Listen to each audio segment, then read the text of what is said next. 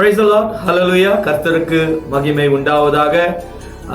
பிரியமான தேவ ஜனமே, ஆண்டவருக்குள்ள மன மகிழ்ச்சியோடு இருங்க. கர்த்தரை கம்பீரமாய் துதியுங்கள். அவர் நல்லவர், அவர் வல்லவர், அவர் என்றென்றும் வாக்கு மாறாத தேவனாய் இருக்கிறார். ஹல்லேலூயா. நம்ம ஆண்டவரை ஆராதிப்பதுல ஒரு நாளும் குறைஞ்சு போகக்கூடாது.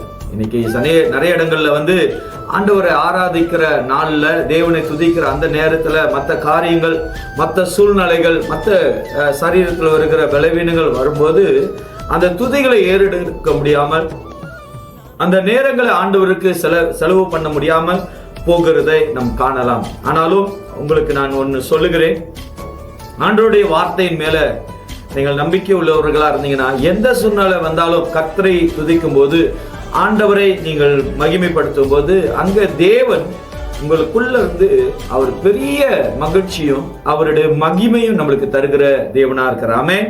உங்க வாழ்க்கையில தேவனை துதிக்க மறந்துடாதீங்க. கர்த்தரை உயர்த்த ஒரு நாளும் சோர்ந்து போயிடாதீங்க. ஆமென். ஹல்லேலூயா. நீங்க நல்லவங்க, நிச்சயமாக நல்ல தேவனை ஆராதிக்கிறீர்கள் என்று சொல்லி உங்களை வாழ்த்துகிறேன். இந்த நாளில் காணப்போகிற தேவனுடைய வார்த்தையானது சங்கீதம் 46 அதிகாரம் 10வது வசனம் சொல்லுகிறது, நீங்கள் அமர்ந்திருந்து நானே தேவன் என்று அறிந்து கொள்ளுங்கள், ஜாதிகளுக்குள்ளேயும் உயர்ந்திருப்பேன், பூமியிலே உயர்ந்திருப்பேன். ஹல்லேலூயா.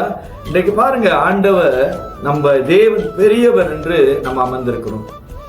இன்னைக்கு நம்ம வாழ்க்கையில காணப்படுகிற சூழ்நிலைகளை பார்க்கும்போது, நம்ம குடும்பத்துல காணப்படுகிற ஒவ்வொரு வேதனைகள், ஒவ்வொரு போராட்டங்களை பார்க்கும்போது நம்ம தடுமாறுகிறோம்.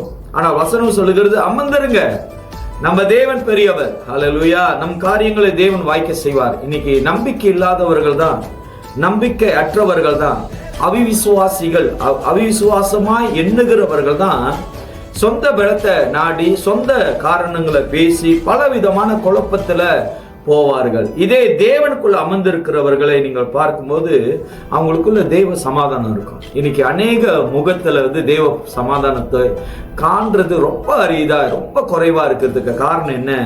அவங்க சொந்த பலத்தை நம்பி, சொந்த விருப்பங்களை, சொந்த ஆசைகளை கொண்டு அவர்கள் முன்னுக்கு வைக்கிறதுனால தேவன் மேல இருக்கிற அந்த நம்பிக்கை இழந்து போகிறார்கள். ஆனால் சங்கீதத்துல 46 அதிகாரம் 10வது வசனம் சொல்லுகிறது, நீங்கள் அமர்ந்திருங்க, நானே தேவன் என்று. தேவன் நம்மளுக்காக யாவையும் செய்து முடிப்பார். இன்னைக்கு அவிவிசுவாசமா உள்ளவர்கள் தான் ஆண்டவரை நம்பாம ஓடுகிறார்கள். நீங்களும் நானும் அப்படி செய்யாத படிக்கு ஆண்டவர் நிச்சயமாக நம்மளோட கூட இருக்கிறார். அவர் நம்மளை தப்பு வைக்க வல்லவரா இருக்காருன்னு சொல்லி தேவன் மேல் நம்பிக்கை இருந்து பாருங்க. தேவ மகிமை உங்கள் குடும்பத்திலும் உங்கள் வாழ்க்கையிலும் காணப்படும் என்று வார்த்தையின் மூலமாய் உங்களை பிளஸ் பண்ணுகிறேன். தேவன் உங்களை நிச்சயமாக உங்களோடு பேசியிருப்பார் என்று சொல்லி விசுவாசிக்கிறேன். ஜெபம் செய்யுமாக.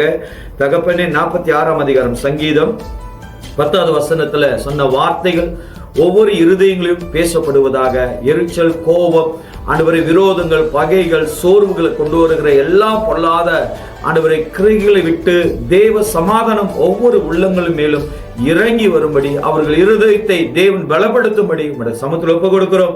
இந்த வேளையில யாரெல்லாம் ஆண்டவரை உலகத்தோடு வருகிற போராட்டத்திலும், உலகத்துல காணப்படுகிற பல விதமான நெருக்கத்தின் மத்தியில் இருக்கிற ஒவ்வொரு பிள்ளைகளையும் கர்த்தர் இப்பொழுதே இந்த வேளையில இந்த ஜெபத்தின் மூலமாய் அவர்களை விடுதலையாக்கும்படி, சமாதானத்தை தரும்படி, தேவன் அவர்களுக்கு ஆறுதலை தரும்படி ஜெபிக்கிறேன். சாத்தான் கொண்டு வருகிறதை விட்டுவிட்டு தேவன் தருகிறதை அவர்கள் பெற்றுக் கொள்ளும்படி இயேசுவின் நாமத்தில் ஜெபிக்கிறேன். எங்கள் ஜீவனுள்ள நல்ல பிதாவே, ஆமென், ஆமென்.